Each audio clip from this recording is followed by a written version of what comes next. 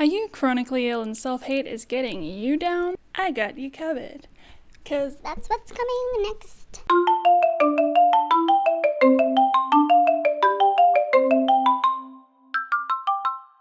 I know I look fancy, but I don't feel fancy. I'm blue da ba dee da ba die. Hi there, I'm Victoria, and welcome to Chronicles, a place where we, Kate and Victoria, are just trying to make invisible illness visible.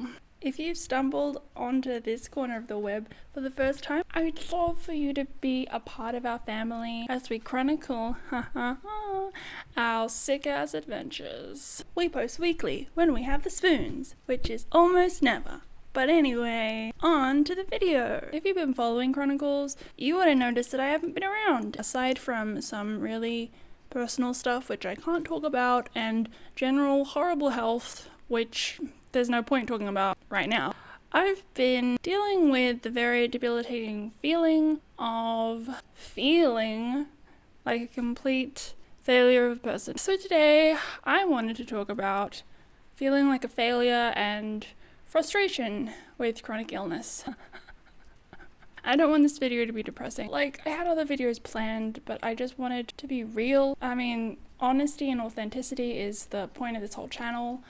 I know that this isn't something that is just me, so I thought it's important to explore it today. Disclaimer, I do want to point out that I totally know all of these feelings that I have come from a completely internalized ableist view and this unrealistic strive for perfection that can't exist in my body because I'm sick. And, you know, it's not my fault, blah blah blah. Don't be so hard on yourself, but you know, easier said than done. I am a type A perfectionist, and my ultimate flaw is being the absolute worst to myself. I'm really hard on myself, and ableism is like insidiously present in this world, so existing as me is like just not acceptable to society and cultural standards. It's impossible not to internalize all of that and get confused and not feel worthless in the process. Feeling like a failure is a feeling. It doesn't mean that I am a failure. I get that. But it's not a feeling I can control. I somehow always come back to this same place. My best just isn't good enough. Or at least it's not good enough to me or society. I'm trying to exist in this body that really doesn't want to do much. It's like a huge tug of war.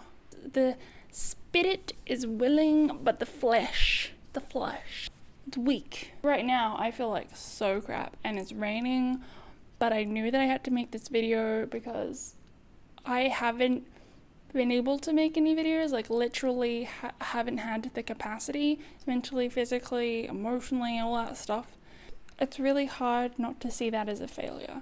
And I know that like all of you guys are so supportive and so like just cool about us like leaving and taking care of our bodies, but like when I don't follow through with my own promises that I've made to myself, it makes me feel like I've just completely failed my whole life. It's part of how my brain works, and it's like no matter how much therapy I get, these feelings never leave because of this constant tug of war within myself between, yes, I want to do this and I can't do this. I despise having to like cancel the things that I want to do. I want to do everything, but here I am. I drop after a shower, so how? Like, I'm doing graded exercise because I have chronic fatigue syndrome. In my graded exercise, the most I can walk comfortably without making myself feel any worse is 3 minutes and 45 seconds. It's frustrating, and this video is basically going to be around frustration because my body can't keep up with what my mind wishes it could do. As a disabled spoonie, there are 2 words that are the bane of my existence. I can't. It just kills me not to have the choice to make memories and take opportunities on a whim. The amount of things that I've had to give up because of my health, my body will just let me down. I despise missing out. My soul aches for exploration and adventure. Like, the other day, I was going to go to see one of my favorite artists, Napalm of Hiatus Coyote, and I had the ticket and I was like planning to go, and then the night came. It took me so long to decide whether it was worth going, because I knew that afterwards there would be consequences for me going out, where I could stay home and probably cry my eyes out because this was like the millionth thing that I have had to cancel. So I took the plunge and I actually just went, because I couldn't handle having to say I can't go one more time. It's like I wanna be nice to myself and say, okay, we had a shower, we ate, we exercised, we like did one thing that we wanted to do, we made progress. But then there's this other side of me that's like, that's not good enough. I guess also the main problem is that like I set really high unrealistic expectations for myself, and I always have to remind myself that I'm not able-bodied. No, Victoria, you can't make a video, edit it, and post it in a day. I know that I can do the things and be the person that I want to be, but my body is just like in the way all the time. And so I don't know if I can do those things and be who I want to be, because I only have so much control over this. So please, never tell a sick person that they are anyway lucky, and dismiss their feelings if they open up to you about these things, because imagine you've contracted the worst flu you could ever imagine, but it just never got better. But you're also expected to just get on with life. And that's just like a very one-dimensional view of the picture. So cut your fellow chronically ill loved ones some slack. If you're trying to help someone else in your life with talking about their spiraling thoughts, the best and only tip I can think of for helping someone else who's going through this situation is just to listen.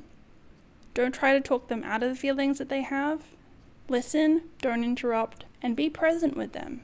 Trust me, there's like no way you can take this pain away, but having you there for them, whether even through like a message, a call, or hanging out with them in person, that support means everything. And that is all I want from the people in my life, and I just needed to share that today. If you've made it to the end of this video, thank you for sticking around and listening to me talk about really heavy stuff. What are your experiences with these feelings? Tell me in the comment below. If you like this video, I'd love to talk about ways to combat these feelings. Sharing is caring, and subscribing means that you become part of the family. So do those things, yay! You can find me or Kate on social media. We're on Facebook, Twitter. Till next time, I'm Victoria. You're watching Chronicles, and I'd like to invite you to join me in the fight for making invisible illness visible.